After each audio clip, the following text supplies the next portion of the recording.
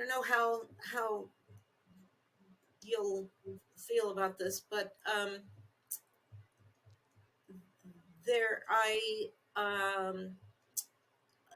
Katie wrote the book Loving What Is. Mm-hmm. And I love that title. And for me, that title says it all. Yeah. That's it.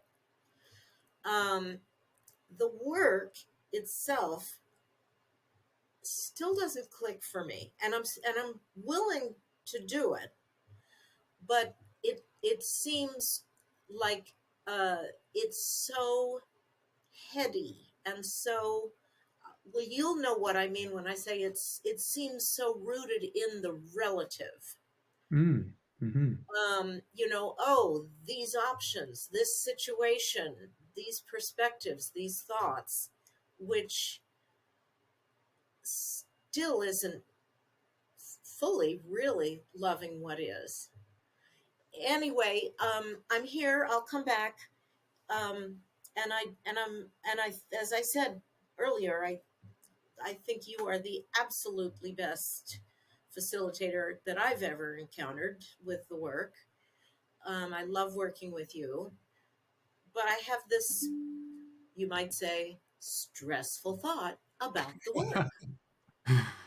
No, it's a good one. And so I'll just give you a quick thought on it now, but we can come back and you can do the work on the work. I'm happy to do that. We can discuss it further. But yeah, it like loving what is, that describes sort of the, I don't know, end point of the work, like the goal of the work is what reading what Byron Katie writes seems to be what she experiences or describes. And then the work deals with the relative, it deals with the specifics of life, the nitty gritty, the mundane. And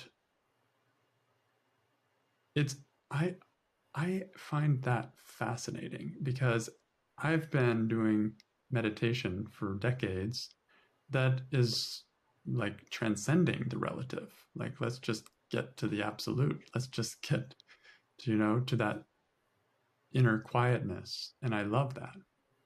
And what I find the work does is it integrates that quietness with the mundane. It bridges that gap somehow really, really well.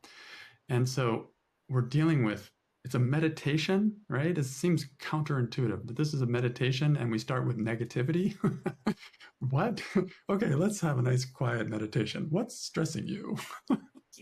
Sounds strange, and it is strange. Everything's kind of upside down and inside out in the work.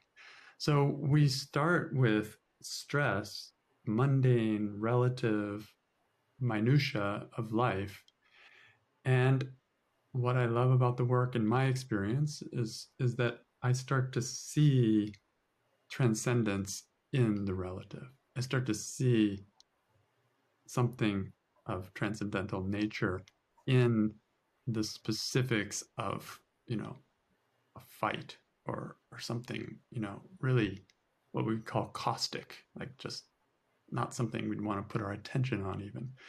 And so if I can see even a glimpse of peace, if you will, in war, that takes a lot of flexibility of the nervous system. That's a large stretching happening there. And sometimes I can't do it because it's too much. It's like beyond what I can stretch. But sometimes I can, or sometimes I can stretch enough to glimpse it or to taste it. And sometimes it's quite a lot. And when that happens, it changes my experience. Like that negative ceases to be something negative because now I see the goodness inside the negative. And that's a transformation for me when I actually experience it. So that's for me what the work does and why it's a meditation, even though it looks like, oh my God, this is so mundane. This is just, this crap.